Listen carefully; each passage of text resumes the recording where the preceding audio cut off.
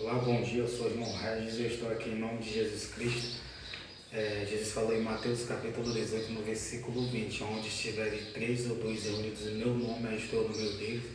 Eu estou com a irmã Nadark em nome de Jesus Cristo e a irmã Nadark, minha esposa, e Deus ele está no nosso meio. O tema dessa mensagem é esse: nós temos que se arrepender dos nossos pecados, vírgulas, de morte eterna. Então tem pecados que o ser humano comete que é de morte eterna. Eu vou explicar para você. Houve algumas cidades na época que Jesus chegou e essas pessoas estavam cometendo pecados de morte eterna. E Jesus, orientado pelo Pai Celestial, querendo salvar aquelas pessoas, o que foi que ele fez? Ele pediu para que elas se arrependessem para poder ganharem a salvação eterna. E eu e você temos que não cometer os pecados de morte eterna, e se nós estivermos cometidos no passado, longe ou no passado presente, nós temos que pedir perdão e se arrepender. O que é se arrepender é não fazer mais, entendeu? É não cometer mais o pecado cometido de morte eterna. Eu vou mostrar para você aqui uma leitura em Mateus, o primeiro livro do Novo Testamento, capítulo 4, no versículo 12. Jesus, porém, ouvindo que João Batista estava preso, voltou para a Galiléia e, deixando Nazaré, foi habitar em Cafarnaum, cidade marítima, nos confins de Zebulon e Naphtali, para que se cumprisse o que foi dito pelo profeta Isaías, que diz: a terra de Zebulon e a terra de Naphtali, junto ao caminho do mar, além do Jordão, a Galiléia das nações. O povo que estava assentado em trevas viu uma grande luz. Os que estavam assentados na região em sombra da morte, a luz raiou. Desde então começou Jesus a pregar e a dizer: arrependei-vos, porque é chegado o reino dos céus. Não o reino de Deus na terra, mas o reino dos céus. Quer dizer, foi chegada a salvação. Jesus Cristo chegou naquele lugar quando ele colocou os pés e avistou o povo viu uma grande luz, viu uma grande luz e a luz raiou.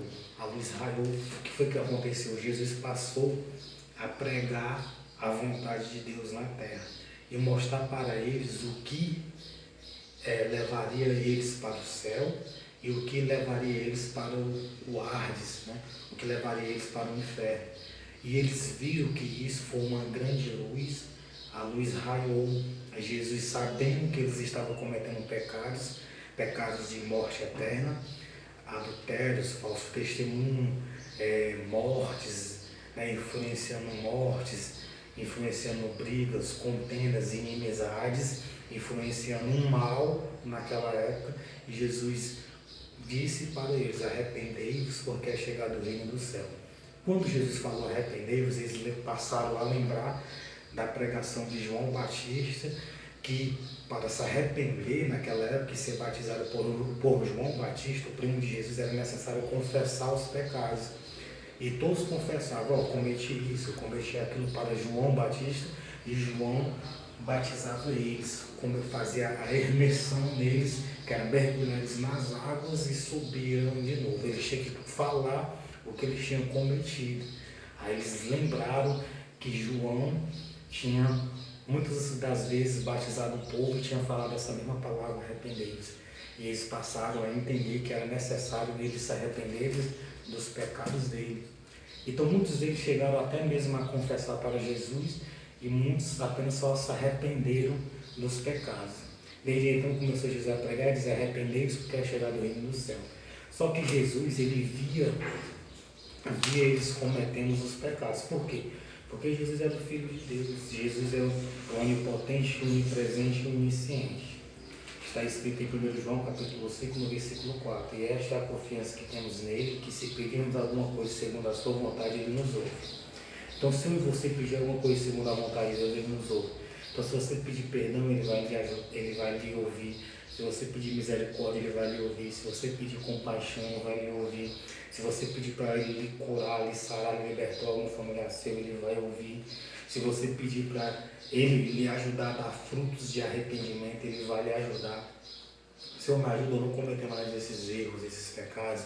Me ajuda a não cometer mais os pecados de morte, e ele irá lhe ajudar. E se sabemos que nos ouve em tudo o que pedimos, sabendo que alcançaremos as petições que lhe fizemos. Se alguém vê seu irmão cometendo um pecado que não é para a morte, orará e Deus dará a ele a vida. E Deus dará a vida àqueles que não pecarem para a morte. Há pecado para a morte, e por esse não é digno que ore. Blasfema contra o Espírito Santo, essas outras coisas, né? Só que o dever nosso é quando vê alguém falhando, pecando, errando, é orar.